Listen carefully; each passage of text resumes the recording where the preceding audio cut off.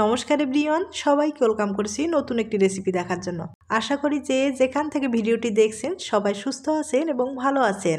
আজকে শুধুমাত্র চিড়া দিয়ে পিঠা তৈরি। চিড়া দিয়ে যে এত সুন্দর পিঠা তৈরি হয় না দেখলে বিশ্বাস করা যাবে না। আজকে আমি চিড়া দিয়ে দুই ধরনের পিঠা তৈরি করে শেয়ার করব। আশা করি রেসিপিটি ভালো লাগবে।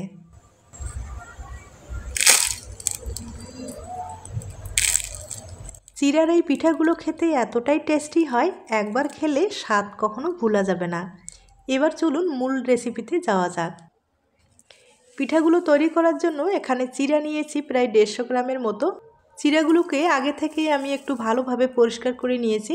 এবার আমি এই চিড়াগুলোকে ব্লেন্ডারে খুব ভালোভাবে গুঁড়ো করে নেব। আর অবশ্যই কিন্তু গুঁড়ো করে নিতে হবে, একটু যেন দানা থাকে না সেভাবে গুঁড়ো করে নিতে হবে। তবে আপনারা আপনাদের প্রয়োজন অনুযায়ী চিড়াটা ব্যবহার করতে পারেন। তবে চিড়া দিয়ে যদি পিঠাগুলো তৈরি করেন অবশ্যই কিন্তু ভালো চিড়াটা ব্যবহার করতে হবে। আর এক ধরনের লালচে চিড়া আছে, সেগুলো ব্যবহার না করাই ভালো। সাদা চিড়াগুলো হলে পিঠাগুলো কিন্তু একবারে ধপধপে সাদা হবে, দেখতেও ভালো লাগবে। খুব ভালোভাবে গুঁড়ো করে নিলাম। আর এখন যেটা করতে হবে, এখন কিন্তু চেলে নিতে হবে। অনেক সময় দেখা যায় ভালোভাবে গুঁড়ো করার পরেও ভিতরে কিন্তু অনেক দানা থেকে যায়, তাই চেলে নিলে সবচেয়ে বেশি ভালো হবে। আটা, ময়দা, চালের গুঁড়ো দিয়ে হয়তোবা অনেক রকমের পিঠা খেয়েছেন, তবে চিড়া দিয়ে এই ধরনের পিঠা কখনো খেয়েছেন কিনা জানি না। আর যদি না খেয়ে থাকেন একবার হলেও কিন্তু ট্রাই করে দেখতে পারেন। চিড়ার এই পিঠাগুলো খেতে কিন্তু ভীষণ টেস্টি হয়। তাছাড়া কোনো রকম ঝামেলা ছাড়া কম সময়ে আপনারা এই পিঠাগুলো বানিয়ে নিতে পারবেন।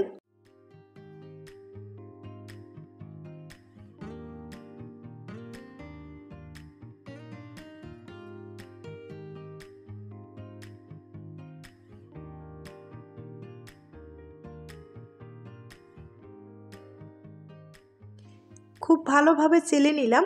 আর অবশিষ্ট যে অংশগুলো আছে এগুলো কিন্তু অন্য কাজে ব্যবহার করা যাবে।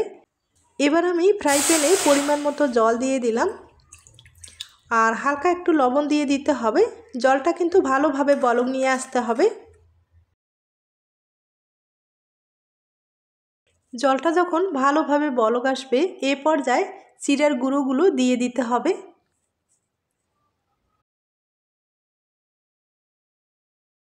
তবে আপনারা চাইলে এখানে কিন্তু কিছুটা চালের গুঁড়ো ব্যবহার করতে পারেন।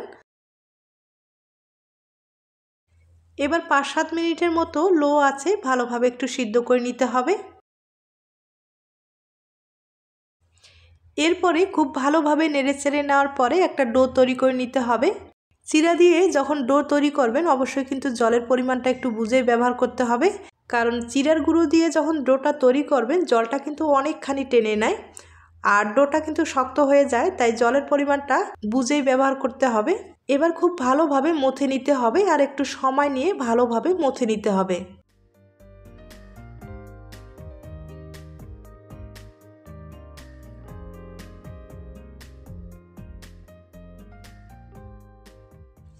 ডোটা আমি খুব ভালোভাবে তৈরি করে নিলাম। এবার আপনাদের পিঠাগুলো তৈরি করে দেখিয়ে দিচ্ছি। আর ছোট্ট একটা লিচি কেটে নিলাম। এবার হালকা করে বেলে নিতে হবে। তবে পাতলা করার দরকার নেই, যেহেতু উপরে একটু ডিজাইন তৈরি করে নিতে হবে। হালকা একটু মোটা করে বেলে নিলেও কোনো সমস্যা নেই। এবার কিন্তু পুর দিয়ে দিতে হবে। পুর হিসাবে এখানে ব্যবহার করব আমি বাঁধাকপি। আর বাঁধাকপিটা আমি আগে থেকে রান্না করে রেখেছিলাম, সেটা কিন্তু আমি এখানে পুর হিসাবে ব্যবহার করব। আর বাঁধাকপিটা আমি একটু শুকনো শুকনো করেই রান্না করে নিয়েছি। আর বাঁধাকপিতে কয়েকটা আলু, মটরশুঁটি, ধনিয়ার পাতা এগুলো দিয়ে কিন্তু আমি ভাজির মতো করে একটু তৈরি করে রেখেছিলাম। আর বাঁধাকপি তো কম বেশি সবাই রান্না করতে পারে, তাই এই রেসিপিটি আমি দেখালাম না। আর মিষ্টি দিয়ে তো অনেক ধরনের পিঠা খেয়েছেন, তবে মিষ্টি ছাড়াই কিন্তু এটা ট্রাই করে দেখবেন আর নিজেরাই অনুভব করতে পারবেন এই পিঠার স্বাদটা কতখানি। অনেকেই কিন্তু মিষ্টি খাওয়া পছন্দ করে না বা মিষ্টিটা খায় না, তারা কিন্তু সবজি দিয়ে এই ধরনের পিঠাগুলো তৈরি করে নিতে পারেন। এখন আপনাদের ডিজাইনটা তৈরি করে দেখিয়ে দিচ্ছি। একটা শন দিয়ে কিন্তু আমি ডিজাইনটা তৈরি করে নিচ্ছি। আর একটা শন থাকলে সহজেই এই ধরনের ডিজাইনগুলো আপনারা তৈরি করে নিতে পারেন।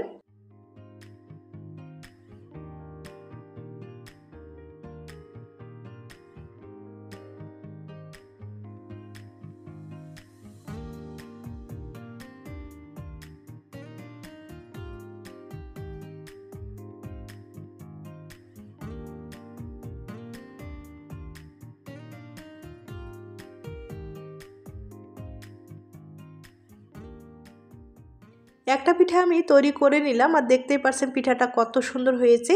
ডিজাইনটাও কিন্তু দেখতে ভালোই লাগছে। একইভাবে আমি কিন্তু অনেকগুলো পিঠাই তৈরি করে নিলাম, একবার দেখিয়ে দিচ্ছি।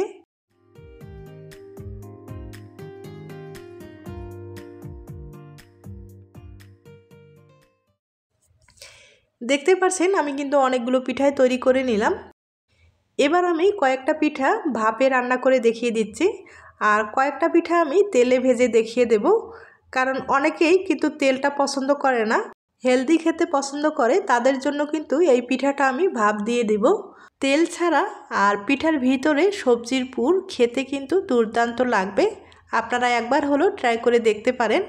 আর ভাপ দিতে বেশি সময় লাগবে না, হয়তোবা 2-3 মিনিটের মতো সময় লেগে যেতে পারে।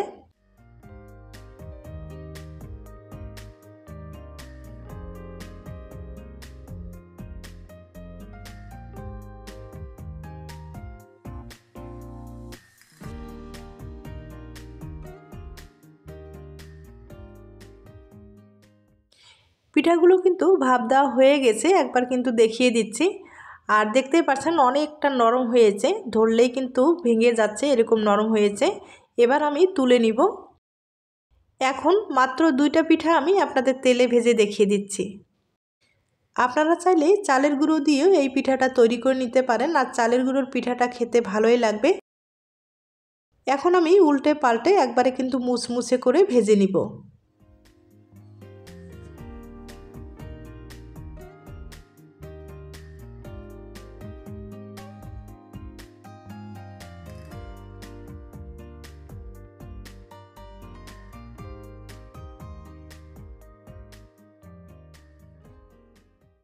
পিঠাগুলো আমি একবারে মুচমুচে করে ভেজে নিলাম, এবার আপনাদের পরিবেশন করে দেখিয়ে দিচ্ছি।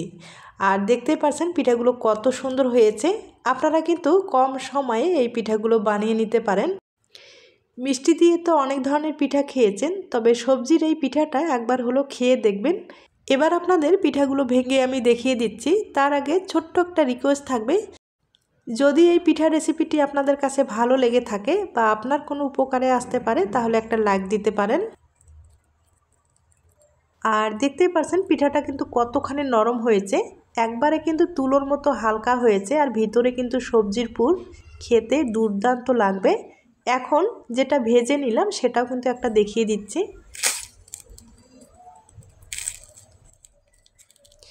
পিঠাটা কিন্তু একবারে মুচমুচে হয়েছে। আর তেলে ভাজা পিঠা এমনিতেই কিন্তু ভালো লাগে খেতে। আপনাদের যেটা পছন্দ হয় সেটা কিন্তু ট্রাই করতে পারেন। তাহলে আজ এ পর্যন্ত, নতুন কোনো রেসিপির সাথে আবার দেখা হবে। নতুন রেসিপির জন্য সবাইকে আমন্ত্রণ রইল। সবাই ভালো থাকবেন।